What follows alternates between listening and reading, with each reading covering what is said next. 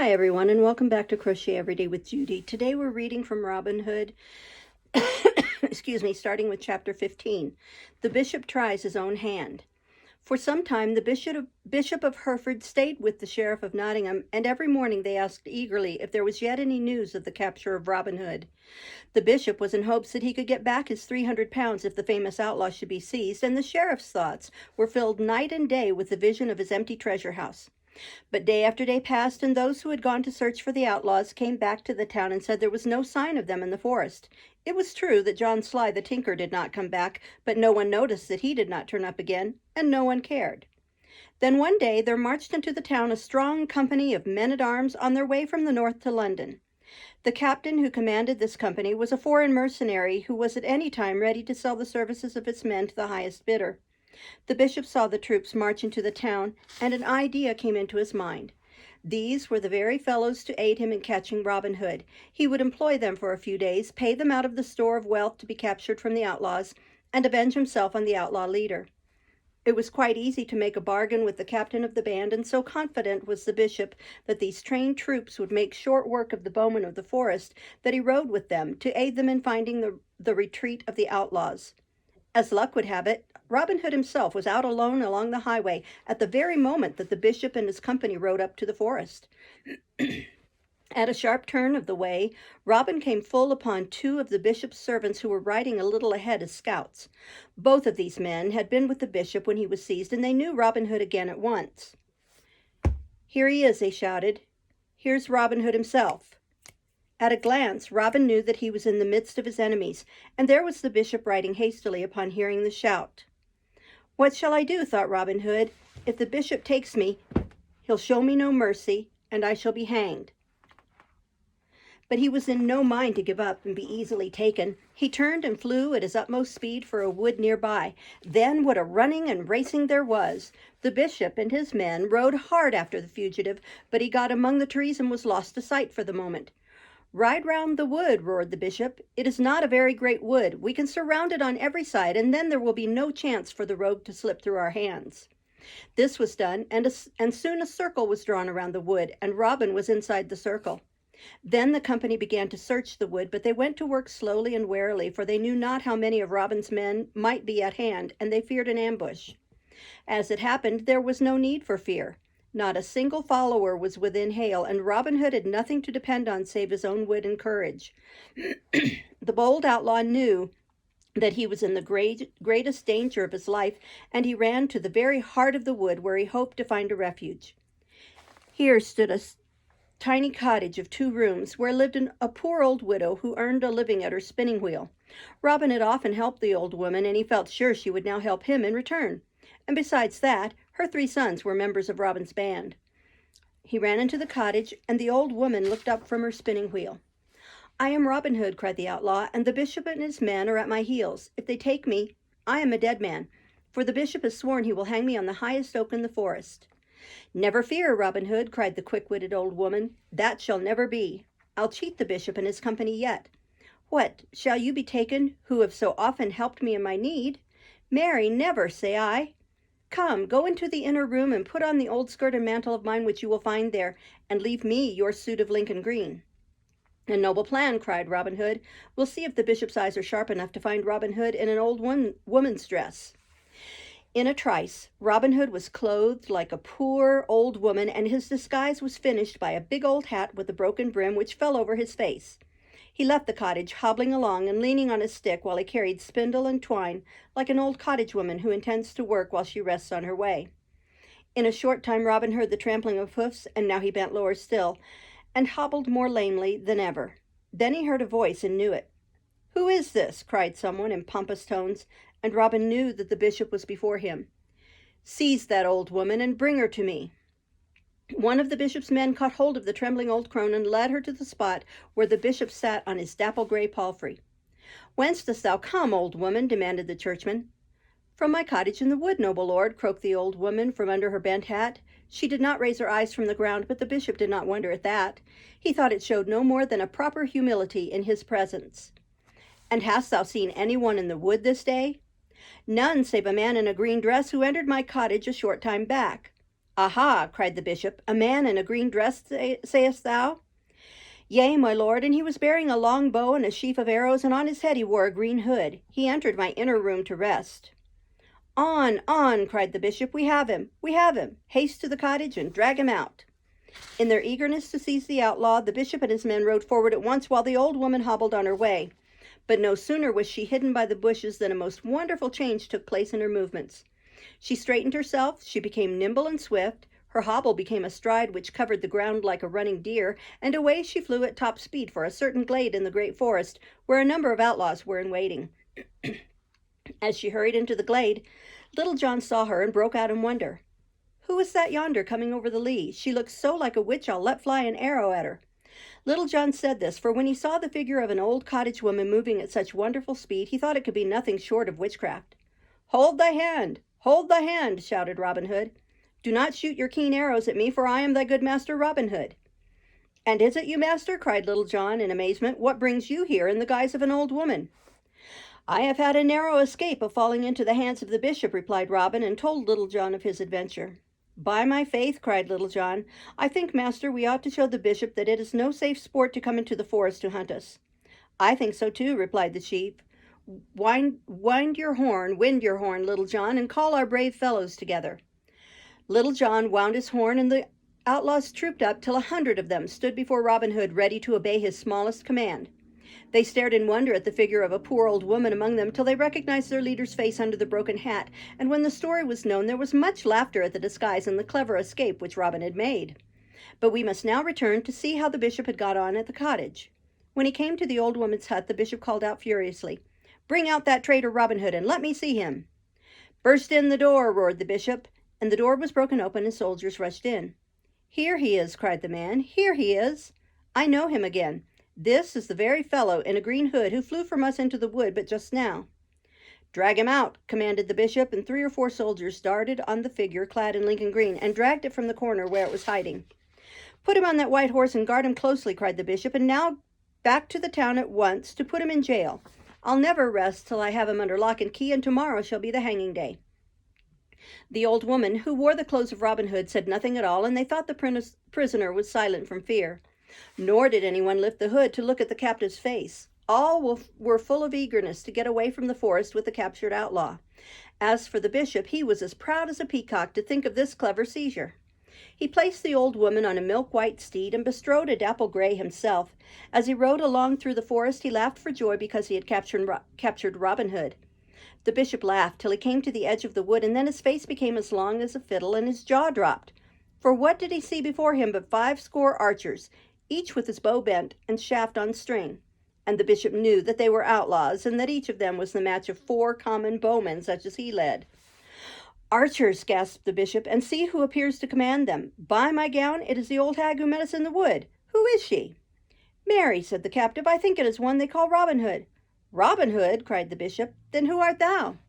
Hee hee, ho ho, chuckled the captive, and she threw back the hood, and the bishop saw the skinny face and the toothless gums bared in laughter of the old woman.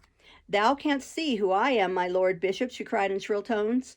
What a clever lord bishop art thou, to be carrying off an old woman for the king of Sherwood, Robin Hood. And she laughed and clapped her hands.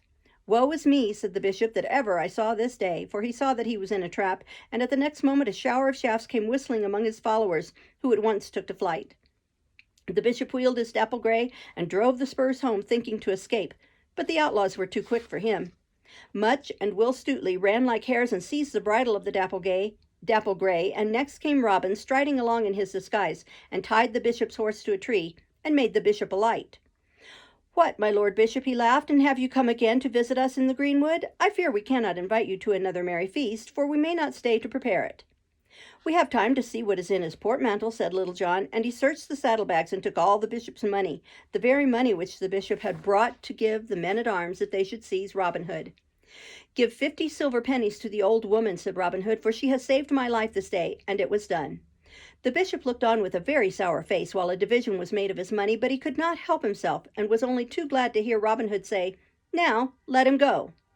Bishop, bishop, cried Little John, laughing, you have made a sorry business of your hunting this day, and you know how a rogue is made to ride through the town in penance. In that way shall you return to Nottingham. So the bishop was made to mount the dapple gray with his face to the horse's tail, and thus he was led through the wood, and the dapple gray sent at a canter along the road towards Nottingham. And thus, riding backwards in disgrace, the bishop went back to the town, with neither money nor prisoner. Chapter 16. Robin Hood becomes a butcher. For some time after the bishop was sent back to Nottingham in disgrace, the outlaws were left in peace in Sherwood Forest. They hunted the fat deer, mended their bows, and feathered their arrows around the evening fire, slept quietly, wrapped in their green mantles, and kept a sharp lookout for their enemies. One morning Robin Hood awoke with a restless feeling at his heart. This quiet time was irking him. He felt that he must undertake some adventure, and he made up his mind to go to Nottingham and see how things were faring in the town. He said nothing of his intention to Little John, for he knew that his faithful follower would urge him not to venture into such a nest of enemies, but slipped away by himself. He took care that he should not be easily recognized, for to be known for Robin Hood inside the walls of Nottingham town would be a dangerous business. So he put off his dress of Lincoln green, donned a plain russet suit, and went his way looking like a worthy yeoman or tradesman. Within 2 or 3 miles of the town, Robin came to a place where 2 roads met, and here he saw a butcher going to market with a fine mare. Over the back of the mare were slung panners full of meat. "Good morrow, good fellow," cried Robin. "Where do you dwell, and whither are you going?" "No matter where I dwell," replied the other. "I am a butcher, and I am going to Nottingham to sell my meat." "Say you so?" cried jolly Robin, into whose mind a plan had just come. "Why now, it is my great fancy to become a butcher. Will you sell?" "Sell what?" said the butcher. "The mare, the panniers, and the load of meat," replied Robin. "Come, put your own price on them." "The price of my meat and the mare," replied the butcher, "is 4 marks, and that is cheap enough." "4 marks I will give at once," answered Robin, and drew out his purse. The money was counted into the hand of the butcher, and the bargain was completed on the spot. The butcher turned home, and Robin Hood drove the mare on toward Nottingham. "Now," thought Robin, "I shall enter the town with as innocent an air as one could wish. Who will look twice at a tradesman coming to market with his load?" He drove the mare through the gates without looking to right or left, and no man challenged him. He went into the market, and found the stall which the butcher used, and set his meat on it. Soon the butcher's row became busy with people who had come marketing, and the butchers began to shout, "Come buy, buy, buy, fine and prime meat, come buy, buy, buy." When Robin heard the other butchers crying their wares, he began to cry his too, and when customers came, he gave them in his ignorance as much meat for a penny as other butchers were giving for 3. The news of this soon got abroad, and Robin's stall was crowded with buyers, while his rivals sold nothing at all. The butchers began to scratch their heads and stare at each other. "Who is the newcomer?" they said. "He will ruin us. He sells as much for 1 penny as we do for 3. We shall get no custom at all." Some of them began to sell a little cheaper, but still the buyers thronged about Robin. "This is some prodigal fellow," said one of the butchers. "He has sold his father's land and is wasting the money in this stupid fashion." "Aye," said another, "or he hath stolen his beasts, and so can sell very cheap." "Listen to me," said a third. "He is mayhap some gallant in disguise who is selling cheap meat to win a wager." "Let us become acquainted with him," said a fourth. "I will go up to him and ask him to join us at the butcher's feast today." So he stepped up to Robin, who was just handing over the last joint on the stall, and said, "Come, brother, we be all of one trade, and should know each other better. Will you dine with us today, for it is the day of the butcher's feast?" "Indeed, yes," said jolly Robin. "I will go to feast with you, my true brethren, as fast as I can." "Good," said the other. "The feast is to be held at the house of the sheriff. We will go there together." So when the market was over, the butchers trooped off to the sheriff's house. Robin grinned to himself as he went into the hall and saw the mean, miserly-looking old sheriff sitting there at the head of the board. "If yonder old hunks but knew who I was, there would be a fine to do," thought bold Robin. The feast was set on the long table, and Robin, as the youngest butcher there, was asked to say grace, and he did so. Then he called upon the company to drink as deeply as they pleased at his expense.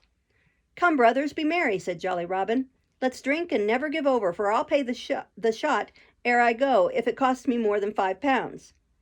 "This is a mad blade," said one of the butchers in the sheriff's ear, and he told the story of Robin and the cheap meat. The sheriff pursed his lips and shook his head. "He is some wild prodigal," said the sheriff, "who has sold his land and is getting rid of the money as fast as he can." "That's just what we thought," replied the butcher. "We said the very same thing." During the rest of the feast, the sheriff ate and drank but little. He was deep in thought, and ever and anon he cast a sly and wily glance at Robin. "That careless spendthrift is casting his money from him with both hands, I know," said the sheriff to himself. Why should not I get some of it? And the sheriff sighed as he thought of his empty treasure house, which so sorely needed refilling. I may get a little from him, reflected the sheriff, and I am thankful for even small gains, since I was stripped so completely by that arch-rogue Robin Hood and his knave of followers. So, when the feast was over, the sheriff took a seat beside the young butcher and began to talk pleasantly with him. I have heard of the joke you played this morning, said the sheriff, wrinkling his nutcracker face into a harsh grin, as if he loved a joke as well as anyone. You put the curb on our butchers with your splendid penny's worth of meat. I fear me I made but a lame hand of it, replied Robin. The truth is I am new at the trade, and I scarce know the value of beasts as yet. Have you many? Asked the sheriff smoothly. Hundreds, replied Robin, and they pasture on 100 acres of good free land. Why, that is a very pretty little estate, returned the sheriff. Well enough, replied Robin carelessly, but I would gladly change it for ready money. Aye, aye, thought the sheriff to himself, here is your true spendthrift, always eager to get money to spend on his pleasures. Beshrew me, if I turn not to this to great advantage. Then he spoke aloud. Why, then, have you not already sold your beasts and land? I have found no purchaser, said Robin, yawning and stretching his arms, though to be sure I am willing to sell at an easy rate, but none seems to have money to buy. True, true, said the sheriff. Times are hard and money is scarce, but sooner than see you lack a purchaser, I would make a bid myself. How much would you give? Asked Robin. The sheriff named a sum about 1/10 of the value of the estate which Robin had described, and Robin agreed instantly to take it. They shook hands on the bargain, and the sheriff secretly chuckled to himself to think how neatly he was stripping this wild spendthrift. The day is not far spent, said Robin. What say you to an hour's ride to see the beasts in the land? With all my heart, said the sheriff, and I will bring the money and pay you on the spot and take possession at once. Good, said Robin. Short bargains make long friends, and I protest and vow that I will make over the beasts and land to you as freely as ever my father made them over to me. Then he smiled to himself as the sheriff hurried away to get the money and order a horse for the ride. In a short time they set out, Robin riding the mare he had bought from the butcher, and the sheriff riding his own nag. Robin took the road which skirted the Sherwood forest, and soon they were deep among the outlying woodlands. I had rather your estate lay in some other direction, said the sheriff uneasily. I like not this forest. God bless us this day, Master Butcher, and keep us from that rogue Robin Hood. Pooh, said the butcher. I care not a snap of my finger for aught that Robin Hood could do to me. Best let us ride on. We may come in sight of the beasts at any moment now. They rode on and turned a bend in the way. The butcher reined in his horse and laid his hand on the bridle of the other. Stop you, Sir Sheriff, stop, he said. Here be my horned beasts. What think you of them? Are they not fat and fair to see? The sheriff gasped in wonder, and his heart began to beat thickly in alarm.